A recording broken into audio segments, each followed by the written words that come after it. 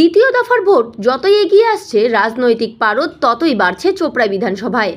রবিবার সন্ধ্যায় চোপড়া ব্লকের ঘিরনিগাঁও গ্রাম পঞ্চায়েতের মণ্ডলবস্তি এলাকায় দুটি বুথের কর্মী সমর্থকদের নিয়ে এক বিশাল কর্মী সভার আয়োজন করে তৃণমূল কংগ্রেস। আর সেই কর্মী সভায় অংশগ্রহণ করেন বিধায়ক পত্নী মরিয়ম নেসা সহ অন্যান্য নেতৃত্ব। এদিনের কর্মী সভা থেকে বিধায়কের সহধর্মিণী মরিয়ম জানান, মহিলাদের জন্য একের পর এক উন্নয়ন করেছেন রাজ্যের মুখ্যমন্ত্রী মমতা বন্দ্যোপাধ্যায়। তাই মহিলারা দু হাত ভরে মুখ্যমন্ত্রীর হাত শক্ত করতে জোড়া ফুল চিহ্নে ভোট দিবেন বলে আশাবাদী তিনি। এদিনের বৈঠকে মহিলাদের উপচে পড়া ভিড় লক্ষ্য করা যায়। এদিন উপস্থিত ছিলেন তৃণমূলের ব্লক সহসভাপতি ফজলুল হক, অঞ্চল চেয়ারম্যান হাসিবুল রহমান, অঞ্চল যুব সভাপতি মোজাম্মেল হক সহ স্থানীয় বুথ নেতৃত্ব। স্থানীয় নেতৃত্বরা জানান, মণ্ডলবস্তির দুটি বুথ থেকেই বিপুল সংখ্যক ভোট লিড পাবে তৃণমূল কংগ্রেস। জায়গায় জায়গায় ভালোই সাড়া পাচ্ছি। আজকে আমরা খালি বলছি যে ভোটের জন্য কালকে যে আমাদের যে গফরনামা আসবে সবাইকে বলেছি যে সবাই ওকে দেখতে আসেন আর সবাই যেন ওকে ভোটটা দিবে। বিভিন্ন গ্রাম ঘুরলেন, মহিলাদের কি মানে কতটা সাড়া পাচ্ছেন মহিলাদের কাছে? খুব ভালোই সাড়া পালাম। সব জায়গায় জায়গায় এক কথায় আজ যে দিদির উন্নয়ন দেখে, দিদির লক্ষ্মী ভান্ডার দেখে সবাই এক কথাই বলছে আমরা কাউকে চিনি না, শুধু দিদিকে চিনি। বিশেষ করে দেখলাম যে আজকে এরকম কোনো সময় এরকম সংখ্যা দেখিনি, এইবার যেরকম দেখতে পারলাম। আরও আমরা ঘুরছিলাম, বিধানসভায় ঘুরছিলাম, এইবার যা সংখ্যা দেখলাম যে দিদির যে ওরা লক্ষ্মী ভান্ডার পাচ্ছে ওরা ভুলতে পারছে না। ওরা সবাই একজুট হয়ে এবার দিদিকেই ভোটটা দিবে। তাহলে কি মনে করছেন মহিলাদের ভোট তৃণমূলে পড়বে? তৃণমূলে পড়ে, সব মহিলার ভোট তৃণমূলেই পড়বে। আজকের মণ্ডলবস্তির উপস্থিতি নিয়ে কি বলবেন? ধন্যবাদ জানাবো মহিলাকে।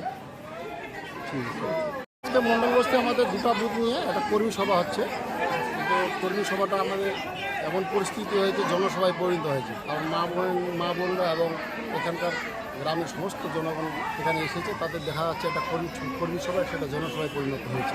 আজকে কারা কারা উপস্থিত রয়েছেন? এখানে উপস্থিত আছে আমাদের বিধায়ক সাহেবের স্ত্রী মরিয়ম নেসা ছিল, এবং আমাদের আইসিডিএস নেত্রী ছিল গায়ত্রী, এবং এখানে চোপড়া পঞ্চায়েত সমিতির সহসভাপতি রবিদা আছে, আমি নিজে ছিলাম, এবং আরও স্থানীয় নেতৃত্বরা আছে। তার পাশাপাশি আমরা এখানে আপনারা দেখলেন যে আজকের যে জনসমাগম এবং এই দুটা বুথ আমরা একটা ভালো সাড়া পাচ্ছি। এবং ঘিরনিগাঁয় এই মুহূর্তে আমরা যতগুলো কর্মসূচি করলাম তাতে সাফল্যতম কর্মসূচি হচ্ছে মণ্ডলবস্তিটা। আমরা প্রথমেই বললাম যে একটা কর্মসূচিটি সেটা জনসভায় পরিণত হয়ে গেছে। তারপর যেমনটা জানা যাচ্ছে যে আগামীকালকেই দার্জিলিং লোকসভা আসনের প্রার্থী গোপাল লামা তিনি লালবাজারে আসছেন। আগামীকালকে দার্জিলিং প্রার্থী গোপাল লামা আমাদের আসবে। উনি আমাদের ঘিরনিগাঁও এই পর্যন্ত আসেনি, কারণ পরিচিতি সভা, তার সঙ্গে সঙ্গে একটা বিশাল বড় জনসভা এবং আমাদের একটা মিছিল হবে। সেই মিছিলটা আপনার পীর সাহেব মোড় থেকে আমাদের ওই যেখানে আমরা জনসভাটা করবো সেই পর্যন্ত আসবে।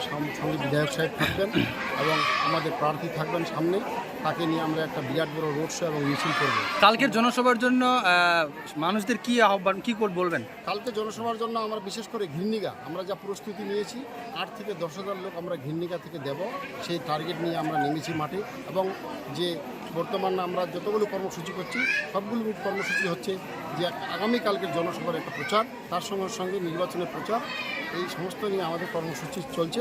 আজকে আমাদের সমস্ত বুথে সব জায়গায় আমাদের কর্মসূচি হচ্ছে।